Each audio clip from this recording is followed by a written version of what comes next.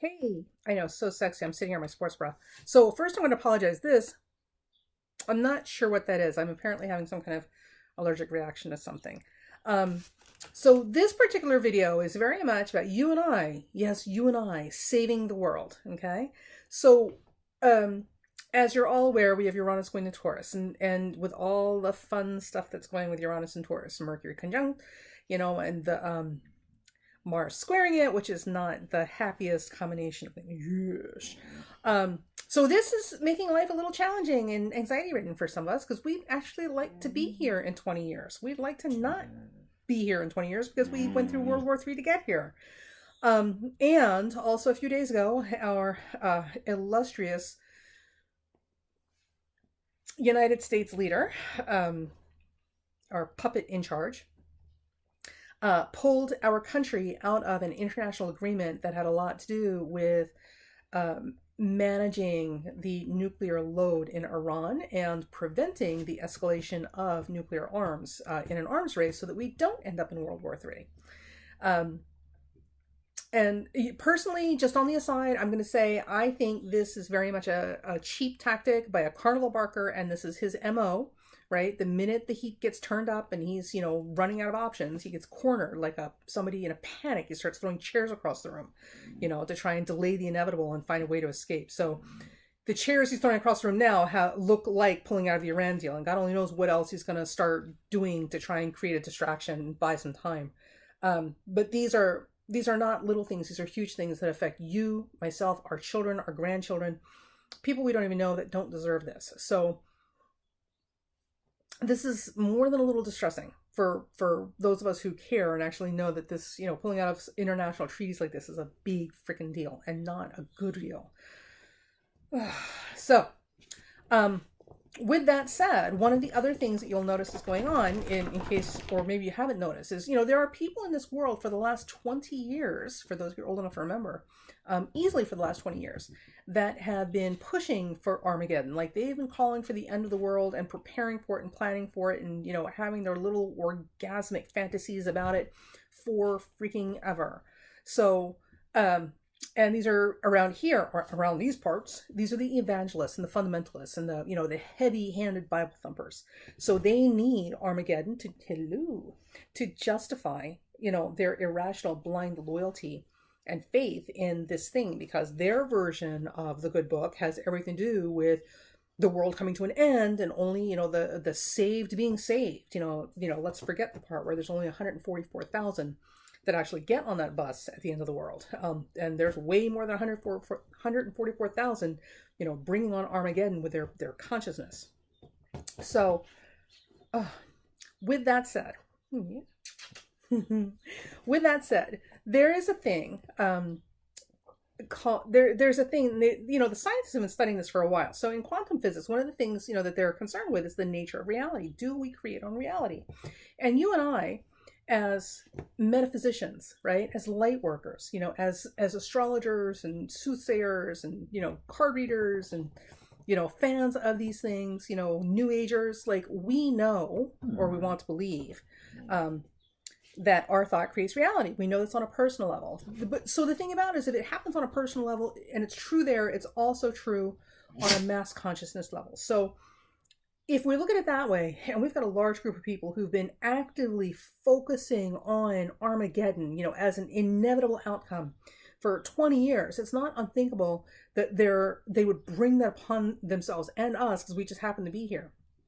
Case in point, in the last 10 years, there have been a tremendous number of bizarre weather and geographical changes here in the U.S. And all, interestingly enough, ironically, along the Bible Belt, right? Along the Bible Belt, that's where all these, plagues and pestilence and hurricanes and everything short of lakes of fire, like, happening. And of course, for them, because they are the Bible thumpers, they are the evangelists, they're the fundamentalists, they're heavy in those areas that are focusing on the inevitable Armageddon, right? Naturally, all of these things that they have brought into consciousness, because all of these things are signs of the apocalypse. Of course, they see this as absolute confirmation that yes, the Armageddon is coming, the apocalypse is coming. As well as the big noisy trucks. So the thing about it is we are on the cusp of Uranus and Taurus, right? And with all the fun that it brings with Mars squaring it, sort of stuff. And I would like to be here, on the other side of this transit, in peace, intact, not having had to go through World War III to get here. And I'm sure you would too. So together, you and I, as light workers, we can make a difference. We can make it. We're not helpless. Okay. So here's the thing. There's a woman named Lynn McTaggart. She's a phenomenal writer, and she does a lot of books. There's one book called The Intention Experiment, and the other is called The Power of Eight. Sit down. So The Power of Eight, I'll show you the book. All right. So The Power of Eight, one of the things she talks about is where scientists have actually done research and studied, like, is it possible for people to get together in a group and focus their minds on an outcome together simultaneously and affect the outcome of something from a distance, right? So they're researching all this phenomenon that has been around forever that people want to believe in, like long distance healing and prayer circles, and meditation groups and all that sort of stuff, and this whole thing about sending people healing thoughts and prayers, does this work, right? Stop, sit. Thank you. And one of the things that they found and her books are all about documenting the process and, having the discussion about what these scientists are finding. And a lot of these are things that are not publicly broadcast or, in all sorts of literature everywhere, because one, scientists are a little embarrassed by it. And lay people don't generally get too worked up about science articles. So that's why you're not hearing a lot about it. It's just because the nature of the beast, right? But so they're finding that it's working. Holy crap. We don't know what's going on, but something's happening here, right? Now, you and I as metaphysicians, we know what's going on. As light workers and New Agers, we know what's going on because we've been talking about this forever. But science is now catching up with us, right? And one of the other things that they found is typically in groups of 8 or more, the amplifying the effect, is even more profound. So the more people that participate, and here's the important part, they all have to be deliberately and consciously and actually focused on the outcome. So 8 or more people getting together and 6 of them having their mind wander and thinking about everything else, kind of going through the motions, won't do it. You have to have 8 or more people who are actively focused, like really actually focused on this outcome to amplify these effects. And they're finding that this is working. So take a look for the books. These are amazing research pieces. And Lynn writes these things in a way that's very easy to read and a lot of fun to read and a lot of dialogue about it. So I like it. So here's my thought. We're heading into this Uranus and Taurus. We have a lunatic in office, or a lunatic in office, our puppet king, who is having a tantrum right now because the walls are closing in on him and literally they are throwing him out to the wolves. So the people who supported him previously are throwing him out to the wolves. He doesn't have a lot of defense or protection right now. And they're closing the net. So he's panicking, like a man cornered, in a room in the middle of a bar fight. Like he's cornered and he's panicked. So he's throwing chairs and everything else he can get his hands on, to try and buy himself some time, until he can figure out how to escape, right? And in this particular case, one of the chairs that he's throwing across the room to try and get out of the situation, is doing stupid things like pulling out of the Iran deal. Jesus God. I don't want to know what else he could get access to that he could suddenly decide to throw across the room like a chair, to try and buy himself some time and give distraction.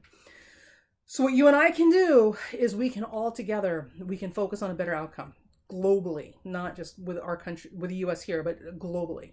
So one of the things that I'm proposing, if you're interested in doing this with me, is we're going to save the world. And we're going to save the world by meditating and visualizing. And we're going to save the world by meditating and visualizing on a specific outcome. And the specific outcome that we're going to focus on is imagine that dog. Imagine a world where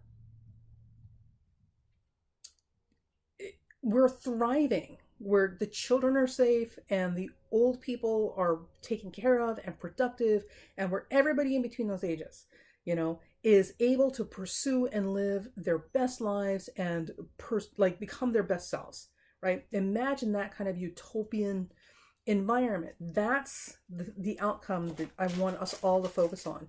Now, while we're doing this, of course, obviously we have some things, that are challenging this vision, right? So when the images or thoughts of these people who are, obstacles to this, the Armaggedon-seekers and the war-mongers and the profiteers, we're not going to imagine rolling over them. We're not going to imagine obliterating them. We're not going to imagine killing them or decimating them. Nothing like that. What we're going to imagine is that your utopian vision, right? Hold that vision strong and clear and imagine it rolling like a fog over these people and these situations and neutralizing it, right? Literally just neutralizing these people and situations and taking the poison that's driving it right out of them, okay? As our vision grows and expands and becomes more clear and more real. That's how we're going to focus. Get out of there. Stop it. Stop. Dogs. And then we're going to do this at, I'm thinking 9, noon, and 9. So 9 in the morning, noon, and 9 at night. Or as close to it as possible. It doesn't have to be exact. And it doesn't have to be 9 at a certain time zone. So wherever you're at 9 o'clock your time, or as close to it as possible, noon and 9 p.m., 5 minutes. 5 minutes. Let's all take 5 minutes 3 times a day to focus on utopia and focus on this utopia rolling over these people like a fog and neutralizing all that hateful, poisonous energy that's driving them and just taking that poison right out of them. Okay, so let's do that, and let's keep doing that daily until we get past this Uranus ingress into Taurus, at least a week or so after that. And give ourselves some plenty of safety room here, some buffer, to make sure we're out of the woods. And let's try it. Now, there are people who are going to say that, oh, well, he wasn't going to do anything. That was just a genius move on his part and blah, blah, blah. I mean, whatever. Like, people are going to believe what they want to believe, right? And I'm okay with that. I'm okay with people believing whatever they want to believe, as long as it means we don't end up in World War III. We don't end up dealing with Armageddon because a bunch of lunatics focused on it so much as a group that they brought it into existence because we were asleep at the wheel and didn't counteract that, right? And I'm okay with them believing this, as long as I'm okay with them believing anything, as long as we are able to get past this intact, in peace, and not having to send our children and grandchildren to war. No more broken bodies, no more broken people. Enough is enough. Oh my God. So let's get to it.